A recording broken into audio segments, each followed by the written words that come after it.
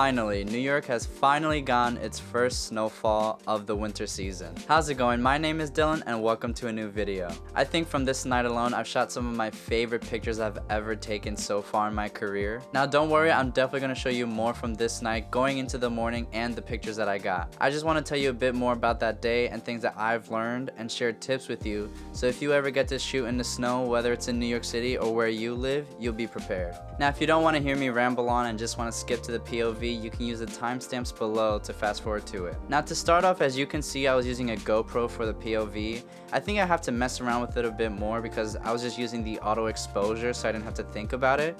But I feel like when I was around in Times Square, it was still overexposing the whole place because of all the billboards and lights everywhere. I'm also wondering if I should shoot in the ultra wide camera because I'm not sure if it's too tight the way I had it. It's just in the standard mode, but I feel like you can't see everything that I'm seeing when I'm shooting, or maybe there's just something with the chest mount that I gotta figure out. Also, I didn't get to completely record every moment when I was taking all the pictures, so there's gonna be some times where I just show the pictures that I got because I only have a 64 gig micro SD for the GoPro. I definitely have to get like 128 gig or something like that just so I can cover more of when I'm shooting, but that's something I'll have to do later on. Now the next thing I want to talk about is actually the bag that I'm using to shoot in the snow. Now yes, I am using the EOS R, the camera that I'm using to film this right here, with the RF 15-35, which they're both weather sealed together, but I still like to wrap my camera in a bag or something to protect it from the snow, because if something were to happen to this camera, I don't really have that kind of money to be buying a brand new camera or repairing it like that. So I still want to protect it and make sure nothing goes wrong with it. But I will say I don't really like using the bag anymore. For me, it's just too in the way when I'm trying to shoot. Like, I already have my glasses getting covered up like crazy from the snow, and just having the bag in the way on top of that, it's really hard for me to see and make sure I'm getting the shots that I need to get. I think the next time what I'm going to try to do is, I saw this other photographer there where she had a towel wrapped around her camera, so it made it easier to actually see your camera, but you're also protecting it where it needs to be protected. I'm definitely going to try that out, and maybe if there's another snowstorm and I get to do another POV, I'll show you guys from that day how it looks and how it came out, because honestly this bag is just too big. I think that's the main issue with it. Maybe if I can just cut it down a bit, it can still work, but I'm going to try a towel next to see how that works. I will say some of the pictures I feel like were shot a bit overexposed, but I couldn't see it clearly when I was, using it. But I think with some editing magic, I was able to make them really work, and I got incredible shots still. Also, I have to say, I have to try to use a different lens. Usually when it snows, I've been sticking with the 15-35 because you can get some really great wide shots. But as you can see in the later half of this video, I switched to the 85 just for a little bit to see what I can get with that. And I really liked how those came out too. I just had to really use it more and just try different focal lengths when it's snowing. And I think that's pretty much all I have to say. I hope you enjoy this POV, and let me know in the comment section below of any pictures that I took that turned out to be your favorite. And here we go.